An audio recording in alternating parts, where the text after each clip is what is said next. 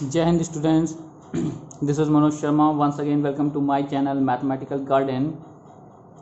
आज हम अपने क्लास 11th के चैप्टर 1 का नेक्स्ट पार्ट देखेंगे, जिसमें टॉपिक है हमारा वेन डायग्राम। आप देख रहे होंगे यहाँ पे मैंने लिख रखा है वेन डायग्राम। तो वेन डायग्राम के बारे में आज हम स्टडी करेंगे। बहुत अच्छा टॉपिक है और मज़ेदार भी, क्योंकि ये डायग्राम से भी हम काफ़ी कुछ इसमें देखते हैं तो हमें ईज़िली समझ में आने लगता है कि एक्चुअल में सेट में जो ऑपरेशंस हो रहे हैं वो किस तरह से हैं। राइट, स्टार्टिंग से चलते हैं टॉपिक का डेफिनेशन से ही कि एक्चुअली में वेन डायग्राम होता क्या है ना। गुड, जहाँ भी प्रॉब्लम होगी आप बताते चलिएगा मुझे बाद में। A set can be represented by closed figure like circles, triangles, rectangles, etc. Such representation is called Venn diagram। यानी कि सेट जो हमने अभी तक पढ़ा है तो उसको हम रिप्रेजेंट कर सकते हैं डायग्राम के थ्रू, सर्कल बनाकर, ट्रायंगल बनाकर। अब वो किस तरह से होते हैं थोड़ा सा हम बात करते हैं ना। कुछ हमारे पास रिमार्क हैं, उनको लेकर चलते हैं। दिख रहा होगा यहाँ पर आपको, if A and B are two sets. मान लीजिए हमारे पास दो सेट हैं A and B which are not equal, equal नहीं है, बट कंडीशन क्या है, हैव सम कॉमन एलिमेंट। तो उनके बीच कुछ कॉमन एलिमेंट हैं।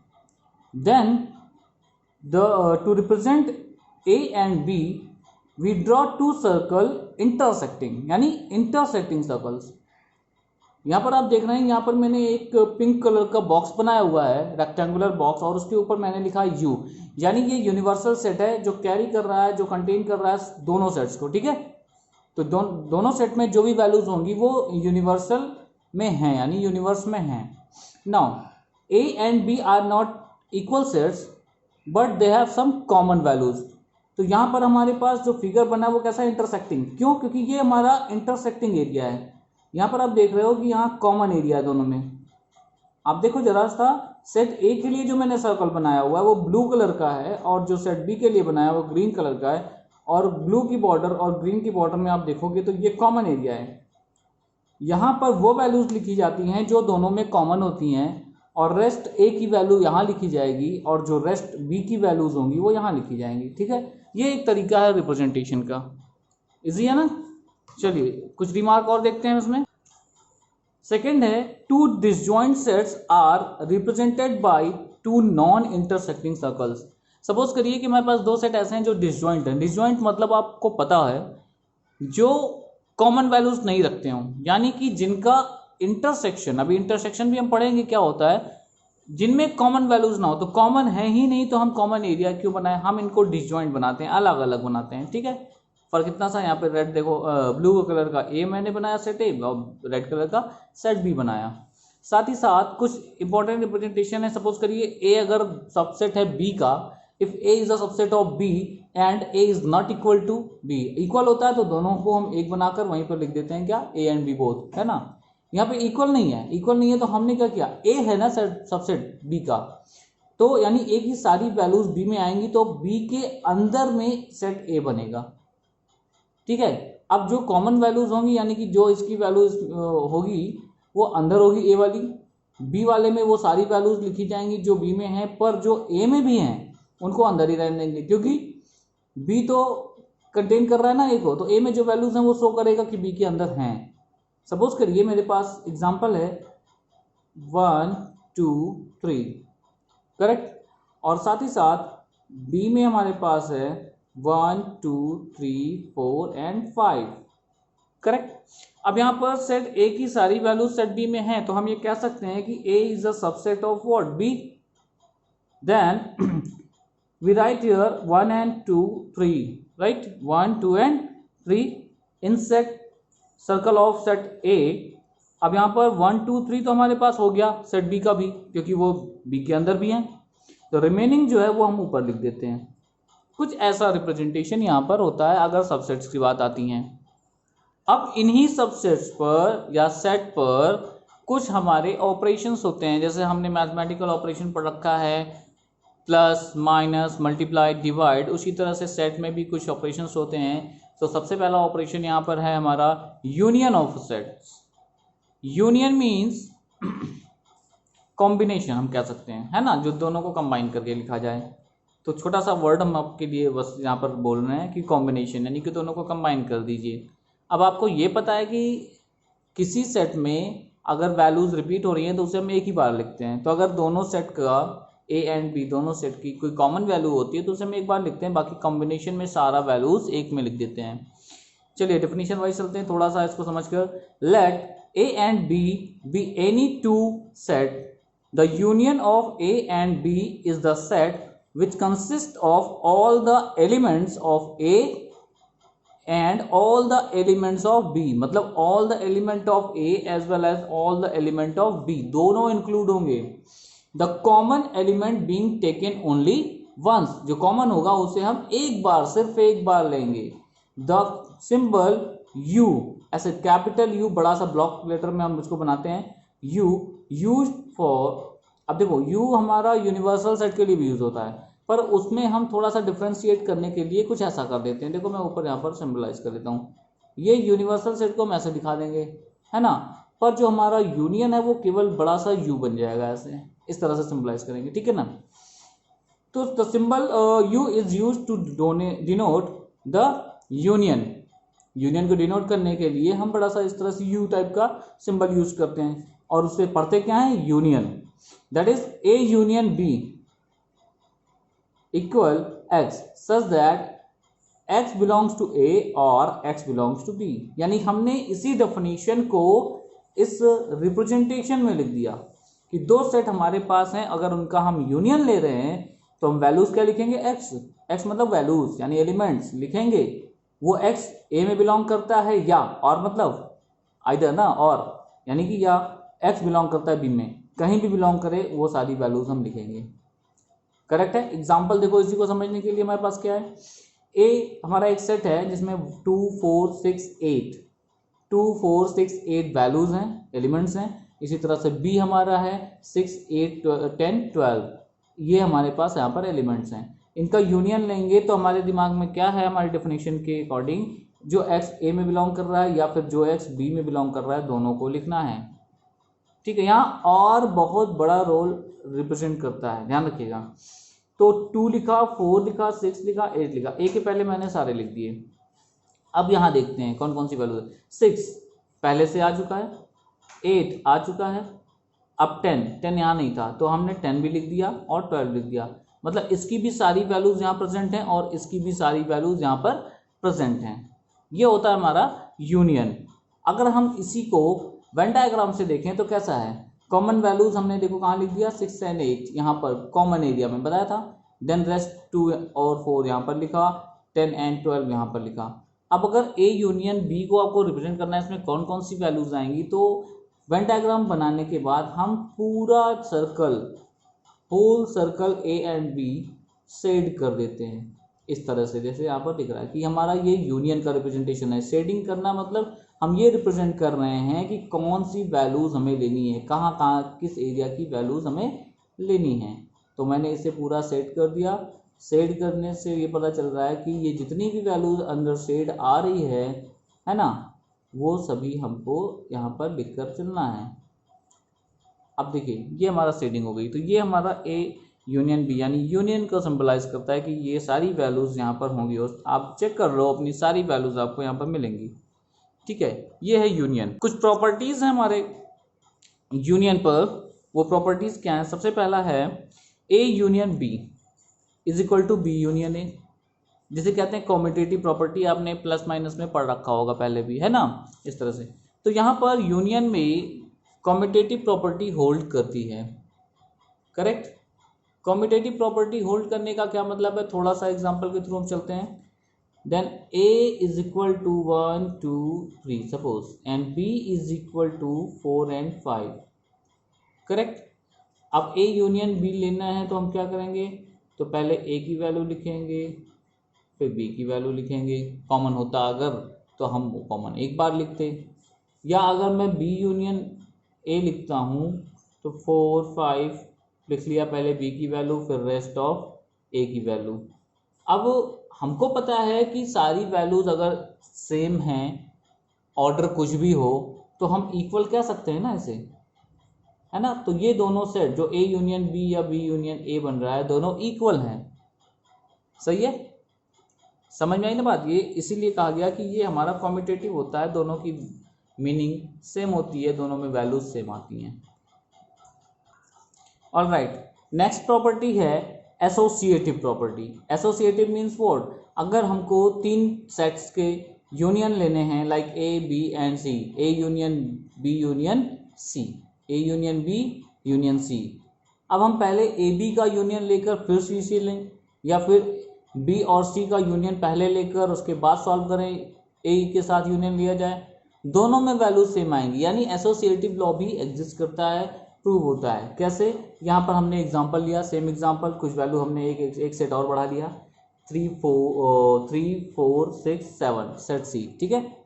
तो पहले हम क्या करते हैं, ए यूनियन बी लेते हैं। ए यूनियन बी लिया तो हमारे पास वैल्यू क्या आएगी, आपको पता है 1 2 3 एंड 4 5। अब हम ए यूनियन बी के साथ यूनियन लेते हैं किसका, सी का। तो अब ये हमारा एक सेट जैसा हो गया, इनका और इनका यूनियन लेना है हमें। तो पहले तो ए 1 2 3 4 5 लिख लेते हैं, सॉरी वेयर इज, ठीक है, यहाँ पर 5 तक वैल्यूज हो गई ए यूनियन बी की। नाउ यूनियन विद सी, सी के साथ तो 3 ऑलरेडी अवेलेबल है, 4 अवेलेबल है, 6 नहीं है, 7 नहीं है। अब ये हमारा ए यूनियन बी पहले फिर यूनियन सी सॉल्व हुआ। अगर हम बी और सी का यूनियन पहले ले लें, लाइक 3 4 5 7 एंड 6 है ना।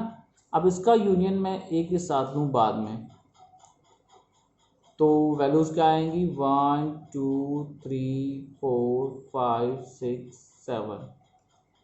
अब आप जरा चेक करो, ये और ये सेम नहीं है। तो एसोसिएटिव लॉ में हमें ये कहता है कि हम पहले किसी का भी यूनियन लेकर बाद में दूसरे तीसरे के साथ करें सॉल्व, तो वैल्यू सेम आएगी, नो प्रॉब्लम, ठीक है। तो एसोसिएटिव लॉ भी होल्ड करता है।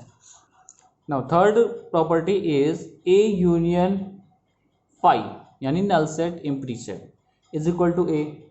अब यूनियन, इसको हम कहते हैं लॉ ऑफ आइडेंटिटी एलिमेंट। तो यहाँ पर जो मेरा फाई है वो यूनियन के केस में किसी भी सेट का, phi in the case of union किसी भी सेट का आइडेंटिटी एलिमेंट होता है। यानी कि हम अगर इसका सेट ए का यूनियन ले रहे हैं नल सेट के साथ, ठीक है ना, नल सेट यानी ऐसा कोई सेट हो हमारा जिसमें कोई वैल्यू ही ना हो, ठीक है। तो अगर हम कॉमन लेकर देखते हैं, सॉरी कॉमन तो नहीं, सारी वैल्यूज लेकर देखते हैं, इसमें तो कुछ है ही नहीं, इसमें से हमें कुछ लिखना ही नहीं है इस वाले में से, तो फाइनल वैल्यू क्या आई ये, और यही तो हमारा ए है।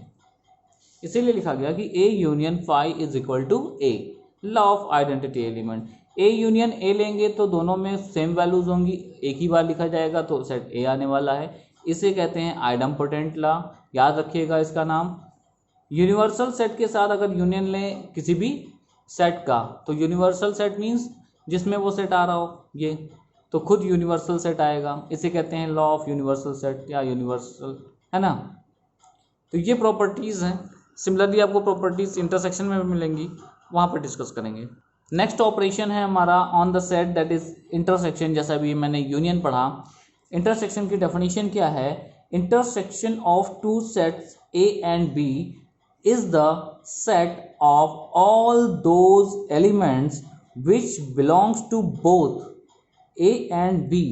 It means collection of those values which are in common, which are present in both the sets। अगर a और b का मैं इंटरसेक्शन ले रहा हूं, देन वैल्यूज कौन सी होंगी, x such that x belongs to a and, यहां पर देखो पिछली बार और था, यहां पर क्या and, x belongs to b, वो x a and b both में बिलोंग करना चाहिए, दोनों में। तो यहाँ पर आ रहा है सबसे पहला example, a is equal to 2 4 6 8। हमने एक सेट लिया, दूसरा सेट है हमारा सेट बी 6 8 10 12 14, करेक्ट।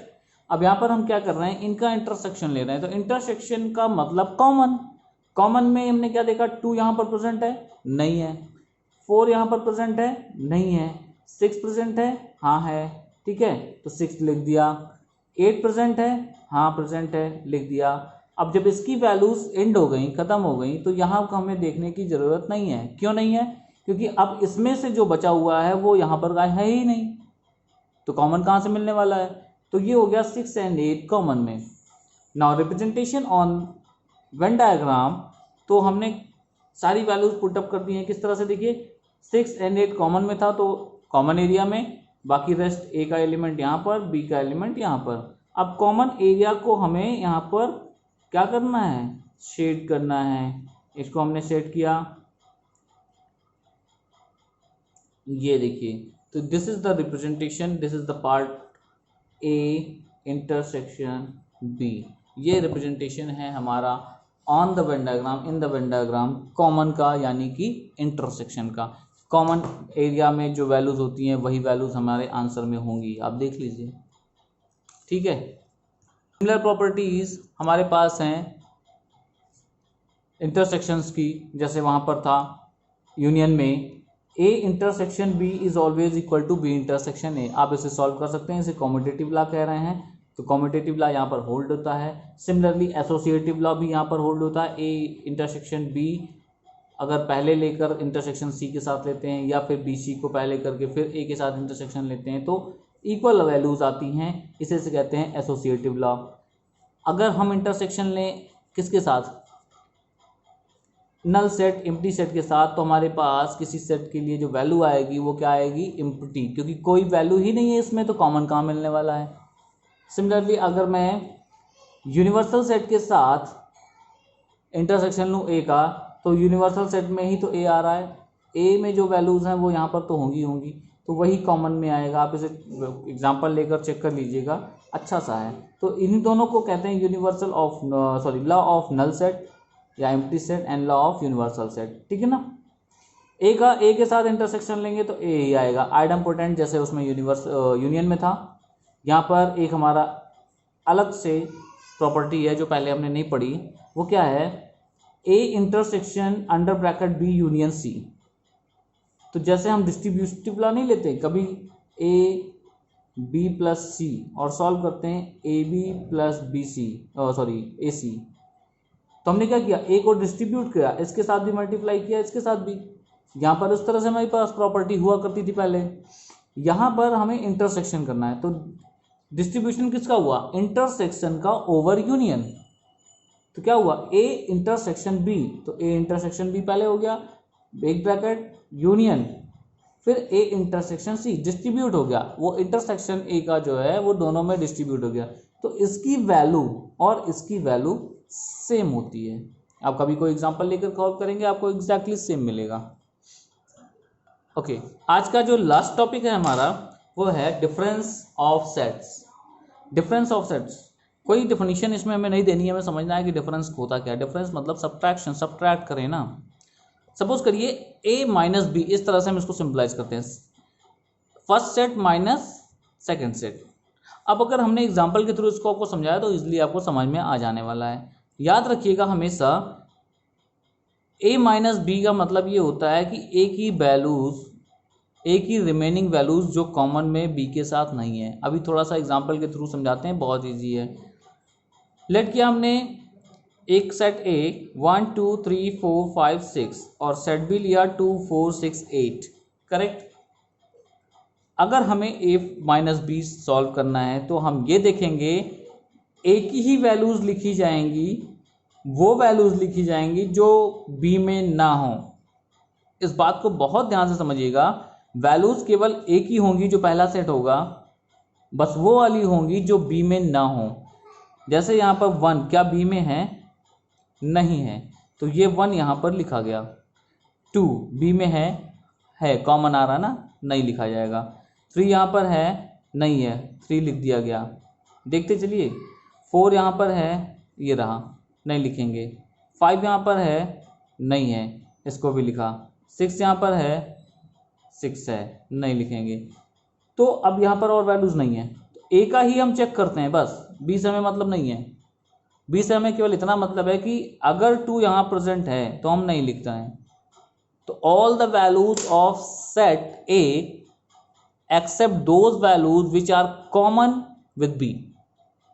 अब अगर हमें इसे यूनियन सॉरी वेन डायग्राम में समझना है तो हमें क्या करना है, ये मैंने लिखा सेट बी, ये मैंने लिखा सेट ए, और उसका जो भी कॉमन वैल्यूज थी रिप्रेजेंट किया, यानी all those values of A only which are not in common with B, यानी कि जो बी में कॉमन आ रहा है उसको मैंने छोड़ दिया। ठीक है, अब देखो यहाँ पर ये जो मैंने शेडेड एरिया दिखाया that is A minus B, A minus B यही है। ए की वो सारी वैल्यूज लिखनी है जो बी में कॉमन ना हो, यानी कि ये वाली, तो यहाँ पर कॉमन वाली को छोड़ देंगे, इससे मुझे ज़्यादा मतलब भी नहीं है बी सेट से। ठीक है, बस वेन डायग्राम में बहुत ईजी हो जाता है, all those values which are not in common with B, बस। ठीक है, होप कि आपको ये टॉपिक समझ में आए होंगे, इजी है, अच्छा है, डायग्रामेटिक है तो बेहतर होगा समझने में। कहीं प्रॉब्लम होती है तो बिल्कुल आप मुझे कमेंट बॉक्स में बताइए या फिर व्हाट्सएप पे मुझे मैसेज करिए।